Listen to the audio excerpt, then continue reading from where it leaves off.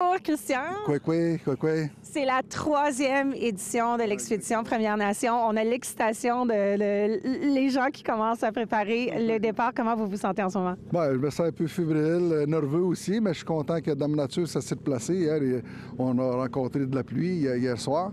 J'étais un petit peu anxieux, mais après ça, là, ça s'est passé quand j'ai vu qu'un matin, là, le sol était gelé. Puis je pense que c'est la bonne nouvelle de tout ça.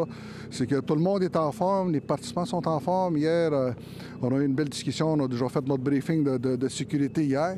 Puis là, on est prêt à partir. On est prêt à faire une grosse étape aujourd'hui de 237 km. Mais parlez-nous un peu de l'expédition Premières Nations, parce que c'est pour la réconciliation réconciliation économique, sociale, culturelle. Pour ceux qui ne connaissent pas cette expédition, qu'est-ce qu'on dit? Qu'est-ce qu'on dit de l'expédition des Premières Nations? Cette édition-là, c'est vraiment dans un processus de réconciliation. Puis c'est quand on veut aller de l'avant personnellement, il faut apprendre à se réconcilier par soi-même. Puis c'est un peu ça qu'on essaie de porter comme message et des gestes sans faire de politique à travers de ça, mais au moins de poser des actions concrètes sur la réconciliation, en portant des messages, en transportant aussi des messages du feu sacré, parce que la spiritualité, c'est quelque chose, c'est un aspect qui est primordial dans l'expédition. Justement pour trouver un équilibre soi-même, de reprendre nos valeurs traditionnelles, qui est l'entraide, le respect, le courage, la force, de s'entraider, puis d'aller de l'avant, puis de rester dans le positivisme. C'est ça la mission générale. Et est-ce que c'était pour ça que cette année, vous avez décidé de faire en mode camping, survie sur le territoire, parce qu'on voulait reparler de ces valeurs traditionnelles? Exactement. C'est un peu ça qu'on veut montrer justement à la société qu'au niveau du territoire, elle est très importante. Le territoire, on le partage déjà beaucoup avec nos frères autochtones, puis c'est ce qu'on veut montrer, que la présence autochtone est encore importante, mais dans un mutuel respect ensemble, en vivant tout le monde ensemble dans un respect qui est très important, puis aussi de respecter nos valeurs qui sont encore existentielles aujourd'hui. C'est ça qu'on essaie de démontrer aujourd'hui avec cette expédition-là, de montrer que les Premières Nations sont là, on est capable d'être avec nos frères autochtones, puis d'avoir du plaisir ensemble, puis d'avoir un esprit de partage. Il y a une équipe cette année que c'est leur première fois, sont à l'Automne. Ils sont excités? Oui, exactement. Ils sont fébriles, ils sont excités. Ils ont hâte d'embarquer dans le beat. Ils ont hâte de vivre justement l'expérience de groupe. Puis surtout de s'adapter au momentum aussi du groupe, parce qu'il faut être important. On n'a pas toute la même vitesse. Il y en a qui sont un peu plus blancs. Et c'est pour ça que le mot respect prend tout son sens durant quand le convoi est en déplacement. Et dernière question que je crois que plusieurs gens se demandent peut-être, pourquoi le skidoo?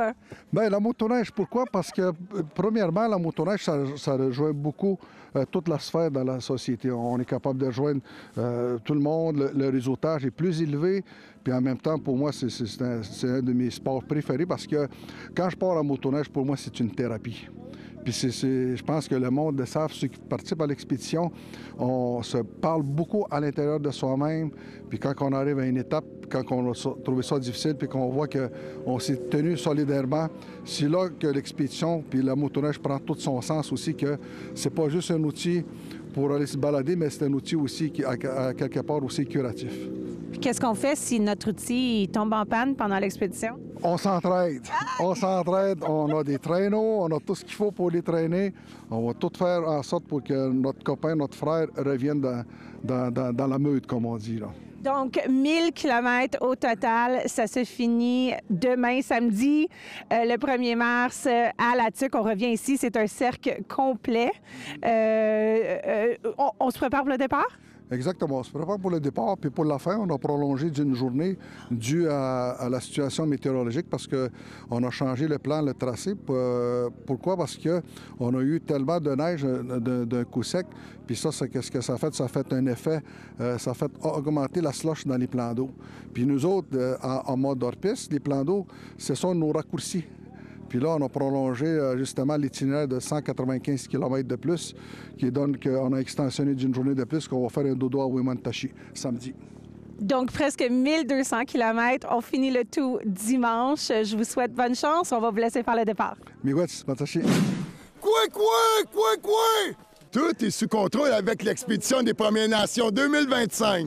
Tout est sous contrôle. Il est à sa 3e participation à l'expédition Premières Nations. Il a créé des liens avec la communauté ici. Il est le ministre responsable des relations Premières Nations et les Inuits. Nous avons parlé avec le ministre Ian Lafrenière.